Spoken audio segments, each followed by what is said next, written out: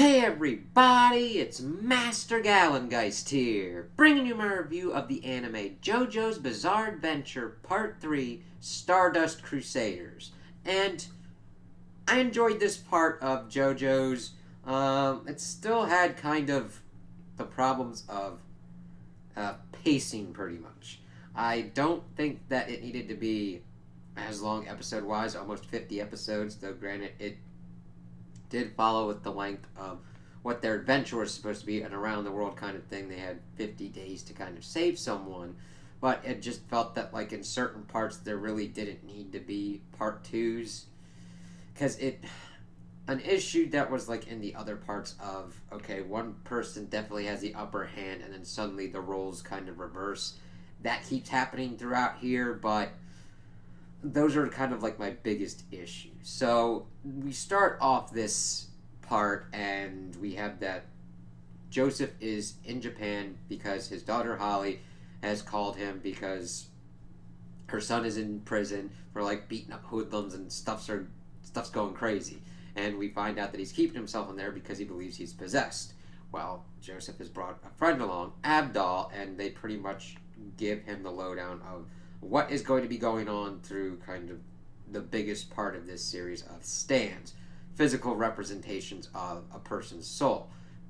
Jotaro, Holly's son, thought he was possessed by an evil spirit, and he could like get all these kind of things and like make all these things happen.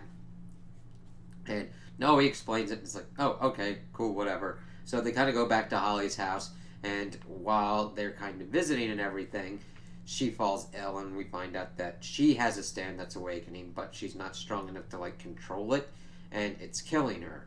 And we found out that Joseph has been like looking into this, and that stands have been awakening, and that the mortal enemy of the Joestars, Dio, is back. We'd seen this in pretty much the beginning as this coffin thing is being drug up.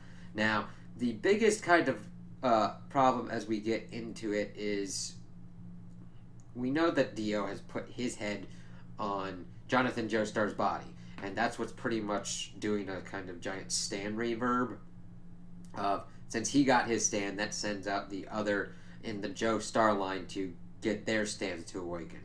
It's never really kind of explained. I am going through the next part as well, so I see that that's kind of being looked into a little bit more.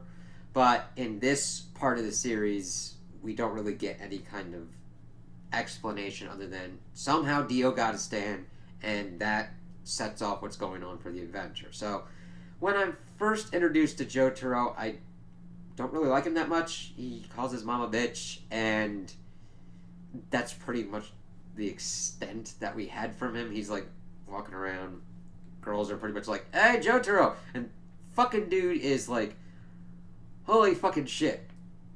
You want to talk about, like, unrealistic body proportions? This dude looks like he could fucking murder a dude, and he's only in, like, high school, like, 16 years old around it. It's just like, Jesus Christ.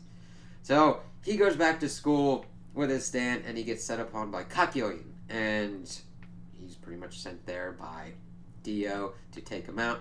One of the weirdest kind of things is that there's certain things that happen in this series, like, Kakyoin uses his stand to possess a nurse, and she stabs out a fucking student's eyeball. And Jotaro is able to make sure that she doesn't get killed. He's able to make sure that Kakyoin's stand is taken out. She's okay, and everything. I'm just like, now granted, we don't stay around long enough for repercussions, but I'm like, that's a school faculty member that stabbed out a student's eyeball and tried to murder another one. But that's not the important part. We get Kakyoin pretty much gets knocked out, and they like take him back for questioning and find out that Dio has planted a flesh bud in him. And we see that Jotaro's stand, Star Platinum's has like precision and speed enough to take it out without killing him. So Kakyoin's like, yeah, I'll join your troop. So they start doing their shit, and they start doing their adventures. And it's like around the world kind of style adventure, and they have their mishaps along the way. They try and fly at first, but they almost down a jet, and they keep almost crashing. They get to like Hong Kong and get this one girl who's pretty much attached to them as they're like going out to sea. They encounter like all these different stand users, and it's kind of cool because in the beginning they're based on the tarot cards as they're making their way to Egypt where Dio is, and then it switches over to like Egyptian gods. I really like that kind of theming and motif around the stands. They encounter some weird ass shit. When they're at sea, they encounter an orangutan that pretty much kills people and then tries to want to get with a little girl. That kind of freaked me out. JoJo beat the everyone's shit out of him, but they're like, keep it on going. Let's see. They of course also run into another character, Polnareff, who had the same kind of deal. Fleshbud, Dio, get him on their side. He has a very he's on a revenge quest looking for a dude with 2 right hands because that dude killed his sister.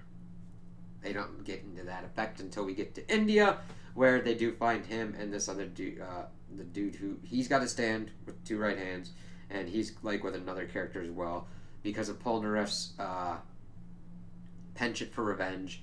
He went out too cocksure, and Abdal gets killed. Well, we're glad that he died. So Polnareff and Kakyoin are able to team up and take out the dude that killed his sister, and they pretty much backing all the way through. They eventually encounter the mother of that dude in this place, dealing with zombies, which was kind of freaking crazy. Also, there's a weird penchant for like bathrooms in this one, because at one point in India, Polnareff's like, yeah, I gotta go to the bathroom. He goes in. Well, he's about to go in, and this dude gives him a stick. Like, well, not a stick. Kind of like a bow staff. We're like, here you go. Doesn't explain it, whatever. He's like, oh, God, I don't like this, but I'll do this. And he looks down, and there's a pig there. And evidently, in this place, in 1987, this is built close enough that the pig can come out. And he's like, oh, yeah, that's why I gave you the stick, to beat the pig back down. I was like, Jesus Christ. And this keeps going on. And Yaba, the chick who was the mother of the 2 right-hand dude, who has the kind of same condition, pretty much forced Polnareff to lick a dirty bathroom, toilet, with his tongue, because that was her stand. She could, like, control people through their wounds and all that. It's like, ugh, fuck, man. Bathrooms are, like, bad fucking places in this one. You fucking want to, like, dodge them and all get out. Let's see. So they pretty much go through all those kind of things. There's, oh God, there's another weird thing. We get to a point where they're pretty much crossing a desert, and they have to take this baby with them. And the baby is a stand user and has vampire teeth for no fucking reason whatsoever. And it's just like, I'm gonna go live in their sleep, because that was their thing. And at the end of it, Kakyoin is the only one that remembers anything, and pretty much takes the baby food and the shit that the kid shit a diaper and mixes it together. You're thinking like, well, you're a baby, I can't beat you up, so I'm gonna feed you shit. I'm like, what the fuck? I'm like, okay, Kakyoin, I understand that the baby needs to be punished. Pretty much barely a year old. But damn, that's fucked up. It's just like feeding it. I'm like, no, that was a freaky fucking one. But they're pretty much going through, and of course we get to see sawing of the battles, and I understand trying to get that tension and everything. It doesn't get complete into ass pull territory of like that the characters pulled this thing out of nowhere. They do explain how they went through to get to the point where, yes, the villains had the high ground at one point, but our characters had this thing up their sleeve their whole time. It's just, I wish it was balanced a little bit better so that way there would be a little bit better tension. So they finally get to Egypt, and of course that's where it kind of shifts gears to the Egyptian god-themed ones, and those were pretty interesting. We got into some other different kind of people, and it's just kind of getting towards to trying to find Dio.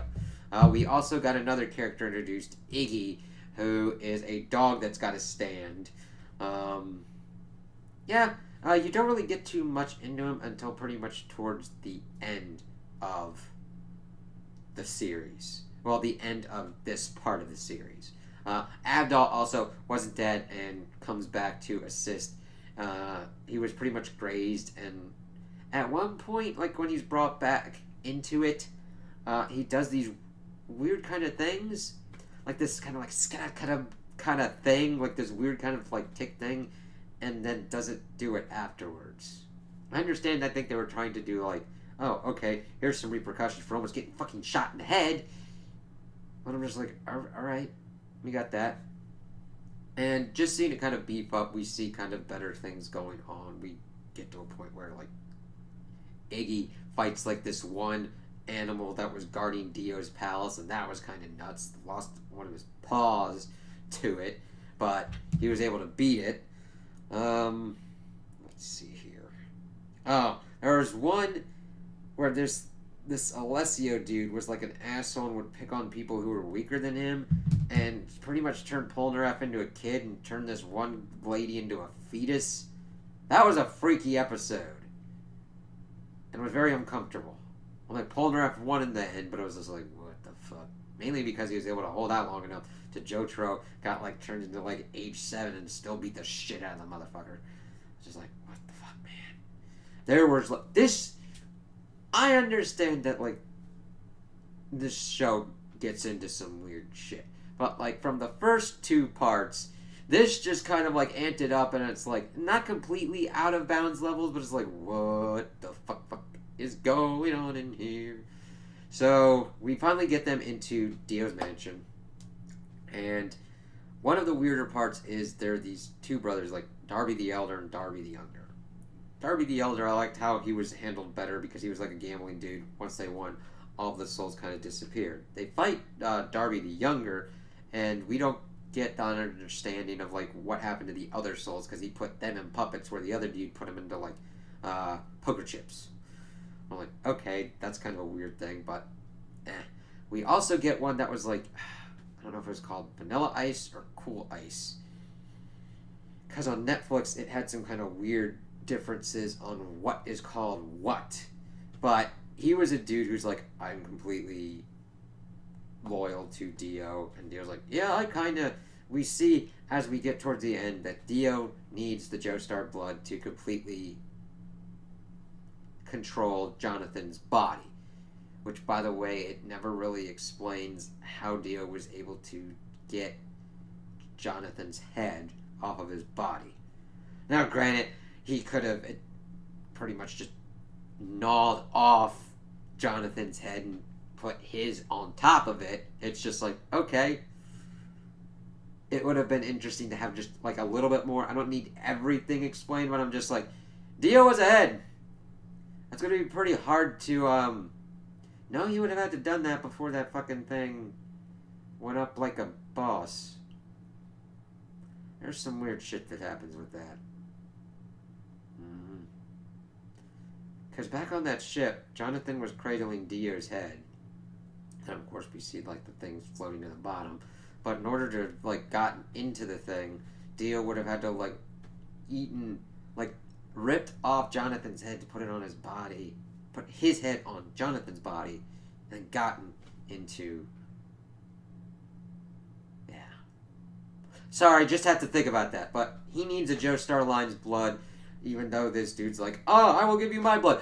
Fucking chops his own head off and puts it into a thing, and he's like, oh no, you're too useful for that. And then pretty much reattaches the dude's head, gives him his blood, and the dude doesn't ask any questions. It's really kind of weird because you would think he would turn into a vampire almost immediately because he does fight Polnareff and Iggy, and well, he kills Abdal this time for good, which I kind of like this death better because it just worked. I mean, granted, we start losing a lot of the core people that we've been following throughout this part. As we pretty much get to Dio, we see Polnareff is severely injured, Abdal's dead, Iggy helps him out, and then Polnareff's able to finish off the dude by pretty much bringing him into the sun and dusting his ass. And then he tries to go and fight Dio, and he's like, what the fuck, why am I over here? And he's trying to get to Dio, and it's not working out. And of course, the rest of the group finally comes up to him, and they find out that it's not going to be that simple. So they try and make a plan. Polnareff's like, I'm not going to wait. Jotaro's like, I'll go with him. So Joseph and Kakyoin pretty much try and figure out a plan of attack as the sun goes down and it's nighttime. So Dio decides to go after them using a senator dude for some odd-ass reason. And they're driving through and he's able to corner him. And Kakyoin is trying to figure out what Dio's power is. And of course he's able to figure out, but not before being mortally wounded. He is able to get that information to Joseph as he then runs through and is able to relay it to Jotaro for the final battle, but not before Dio's like, oh, I got you, and pretty much kills Joseph. But they start fighting out, and we start finding out that Star Platinum has kind of similar abilities to Dio. Dio, of course, monologues that he's able to stop time and all that. Jotaro, of course, has problems dealing with it at first before he's able to figure out that he can do the same thing as well. He pretty much bangs up Dio pretty well, has a little kind of help from Polnareff before he's put back out of action, and he doesn't gloat, but he's not fast enough to figure out what's going on with Dio before he gets back to Joseph's body, drains him, and pretty much gets back up to kind of full power. But of course, Jotaro is able to get him into a position where he severely injures him and is able to use Star Platinum to punch his stand in the leg and pretty much rips apart his whole body as Dio is pretty much almost destroyed. And we get to the end and we're like, oh, okay, Joseph's dead, that kind of sucks, but he gets the idea of draining the blood from Jonathan/Dio's body back into Joseph's body to bring him back. And of course, Joseph's like, I am Dio, ha ha, and he's like, Jotaro's ready to kind of take his ass out. He's like, no, I was joking, and is able to convince Jotaro that he's in fact Joseph. I was just like, wouldn't that turn him into a vampire or whatnot?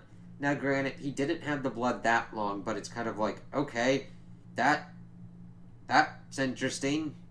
Alright, I mean, I was glad that Joseph wasn't dead at the end. I was just like, alright, there's a little bit more questions that kind of should have been answered with that. But they then take Dio's body and put it in the sun, and that is the end of Dio for this part. I wouldn't put it past it for Dio making some other kind of appearance or whatnot. And they're all done. His mother's all well and everything.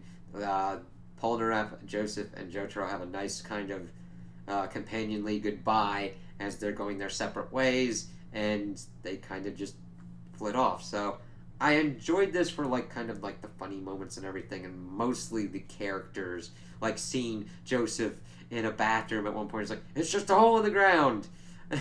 And I was saying, oh my god, just how he delivers those lines is just freaking great. Yeah, just my biggest issue was the pacing of certain things. Some things didn't need to be 2 parts, and I just think there could have been better interweaving of okay, this dude's on top. Oh, now our heroes are back on top. I don't mind a back and forth, but I kind of like a better kind of tension going forward. Whereas I'm where once you get into the pattern, you're like, okay, this person clearly has the upper hand. When are we going to see the kind of turn? And that's pretty much my biggest criticism, and kind of holes of why this happened or why this didn't happen. Though, of course, they could be explained later in different parts. So, if you're into kind of the action and seeing kick-ass kind of stuff, definitely go into it. I would definitely recommend other people watching it. Now, granted, it isn't for young kids, and there's stupid censoring in this as well. Just like in the other parts, it's censoring that really doesn't do that good of a job of censoring, so it shouldn't be there anyway.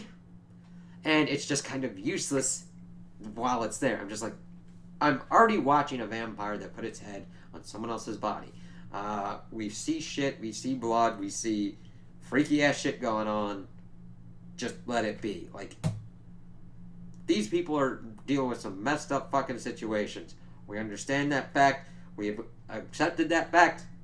Just give it to us. So, story-wise, an adventure kind of story of like traveling the globe. It's not too deep. You got the bad guys, and you just fight the bad guys. So if you're looking for a deep story, this isn't gonna be it. But it is an enjoyable story. Because you see a group of friends bond over fighting a fucking vampire that put its head on one dude's grandpa's body.